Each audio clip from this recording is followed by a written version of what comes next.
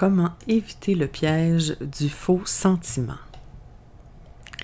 Croyez-vous que les émotions, lorsqu'elles sont verbalisées, ne peuvent qu'être une source de conflit au sein d'une famille en affaires?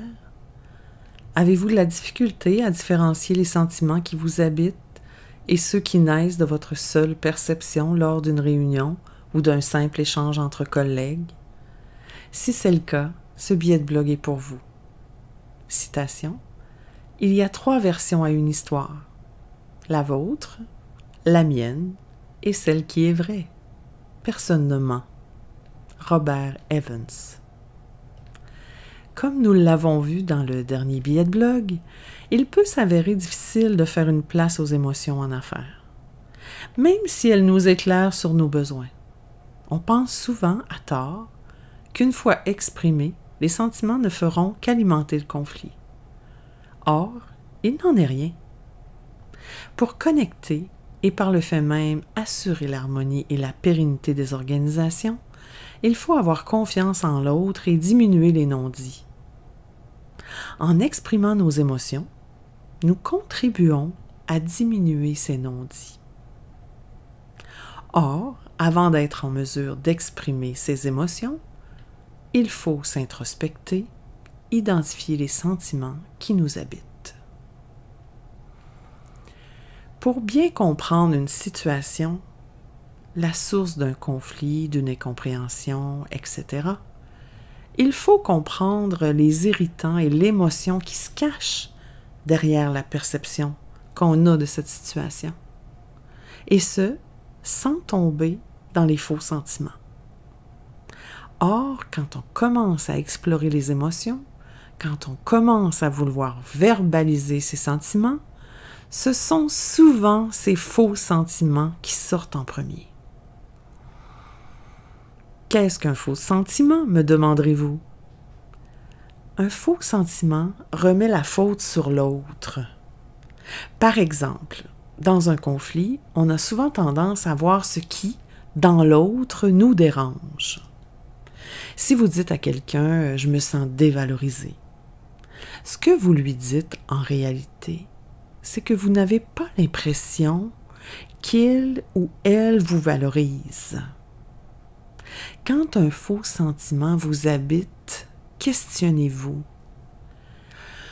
Pourquoi, émotionnellement parlant, remettez-vous la faute sur l'autre? Pourquoi vous sentez-vous dévalorisé? Est-ce parce que vous ne vous reconnaissez pas vous-même comme quelqu'un qui en vaut la peine? Parce que vous avez un besoin de rétroaction qui n'est pas comblé? Parce que vous avez besoin d'attention, besoin de passer du temps avec l'autre? Parce que vous avez l'impression que l'autre utilise un ton désagréable et que vous vous l'appropriez, alors que l'autre aurait peut-être simplement eu une mauvaise journée? Parce que vous prenez tout personnel? Parce que vous avez besoin d'affection, de protection? Parce que vous souhaitez être encouragé davantage? Autrement dit, quand vous prenez le temps de vous introspecter, un faux sentiment peut vous faire découvrir un besoin enfoui. Il s'agit simplement de ne pas verbaliser ce faux sentiment qui ne fera qu'alimenter le conflit. Allez plutôt puiser dans la liste des sentiments que j'ai mis à votre disposition. Dès que vous aurez compris l'émotion générée par la situation, le conflit, vous pourrez commencer à parler au « je » et cesser de remettre la faute sur l'autre. Dès lors, la communication sera rétablie.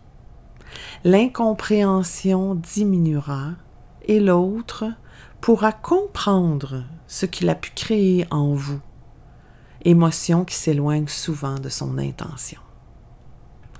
Bref, quand on a compris qu'on ne doit pas renier les émotions parce qu'elles nous aident à cerner nos besoins, on doit s'attarder à bien les identifier sans tomber dans le piège des faux sentiments.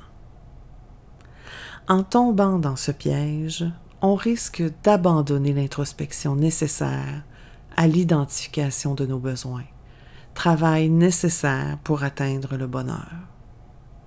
En verbalisant de faux sentiments, on propage le conflit au lieu de l'utiliser. Dans le prochain billet de blog, nous verrons qu'il existe 2 ingrédients magiques pour utiliser le conflit afin qu'il devienne une source de créativité et d'innovation.